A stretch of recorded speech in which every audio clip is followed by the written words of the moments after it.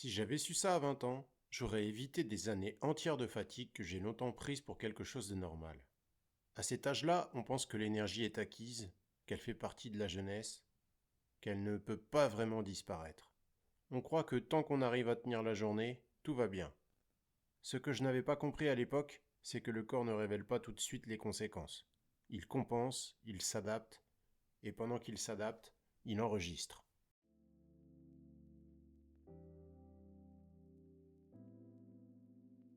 Dans cette vidéo, je vais vous révéler 12 enseignements que toutes ces années m'ont apportés.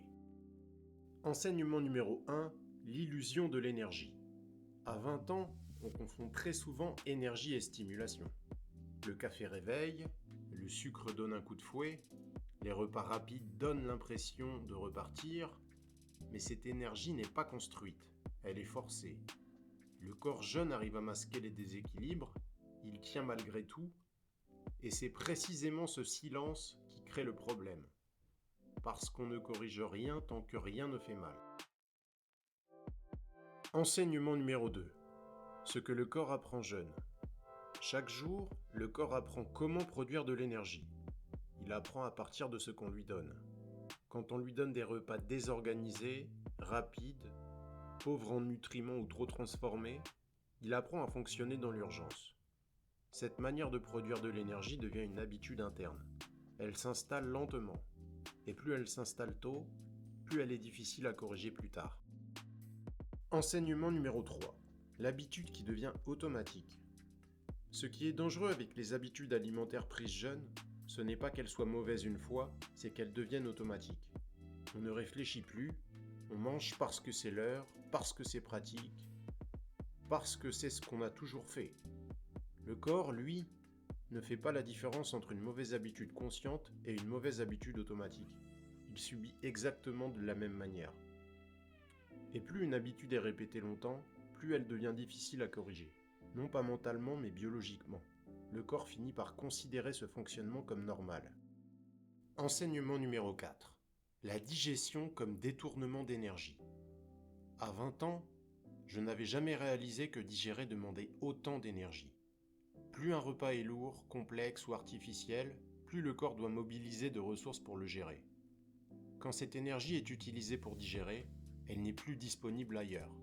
Elle n'est plus disponible pour le cerveau, elle n'est plus disponible pour la concentration, la motivation ou la récupération. La fatigue après les repas n'est pas normale. C'est un signal que l'énergie est détournée. Enseignement numéro 5. L'usure qui ne se voit pas. Le problème, c'est que cette usure ne se voit pas tout de suite. Elle ne se manifeste pas par une douleur claire. Elle se manifeste par une baisse progressive de vitalité. On récupère un peu moins bien, on a moins d'élan le matin, on commence à ressentir des coups de fatigue dans la journée, et comme ce changement est lent, on finit par s'y habituer. Enseignement numéro 6. Pourquoi on ne fait jamais le lien ?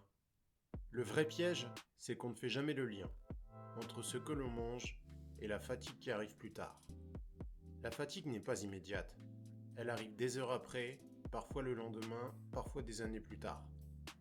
Le cerveau adore les causes simples et immédiates. Alors il accuse le stress, le manque de sommeil, l'âge.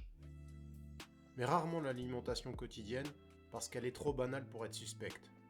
C'est pour ça que beaucoup de personnes changent tout, sauf ce qu'elles mangent. Alors que c'est souvent là que se joue l'essentiel. Enseignement numéro 7. Le sucre et l'instabilité. À 20 ans, je ne faisais pas attention au sucre. Je pensais que le sucre, c'était seulement les desserts ou les bonbons. En réalité, il était présent partout, sous des formes discrètes. Et chaque variation brutale d'énergie apprenait au corps à fonctionner de manière instable. Avec le temps, cette instabilité devient la norme. L'énergie monte vite, puis elle redescend. Et le corps demande sans cesse à être relancé. Enseignement numéro 8. Pourquoi ça se paye plus tard ? Avec l'âge, le corps ne devient pas fragile, il devient moins tolérant. Il ne peut plus compenser indéfiniment. Il cesse de masquer les erreurs accumulées pendant des années.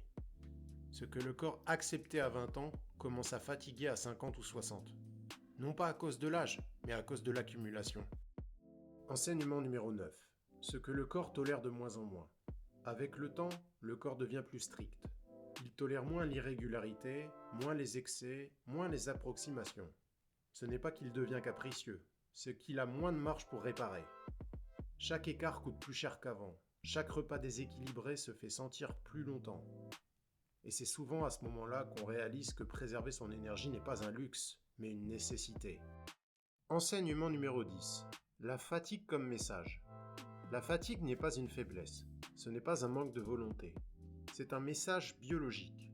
C'est la manière dont le corps dit que certaines habitudes ne sont plus compatibles avec son fonctionnement réel. Ignorer ce message ne le fait pas disparaître. Le comprendre permet d'agir. Enseignement numéro 11. Ce que j'aurais fait différemment. Si j'avais su ça à 20 ans, j'aurais cherché la stabilité plutôt que la performance. J'aurais simplifié mes repas, j'aurais respecté des rythmes plus réguliers. Le corps n'a pas besoin d'être surpris. Il a besoin de cohérence. C'est cette cohérence qui permet de préserver l'énergie sur le long terme. Enseignement numéro 12 et message final. Si j'avais su ça à 20 ans, j'aurais compris que l'énergie ne disparaît pas soudainement. Elle s'érode lentement, jour après jour, habitude par habitude. La bonne nouvelle, c'est que le corps reste capable de réagir quand on arrête de travailler contre lui. Si cette vidéo vous a parlé, c'est probablement parce que vous ressentez déjà certains de ces signaux. Ici, le but n'est pas de culpabiliser, mais de comprendre pour mieux agir. Si vous voulez continuer à découvrir comment préserver votre énergie et mieux comprendre votre corps avec l'âge, abonnez-vous à la chaîne. Prendre soin de son énergie, c'est prendre soin de sa vie quotidienne. Portez-vous bien et surtout, prenez soin de vous.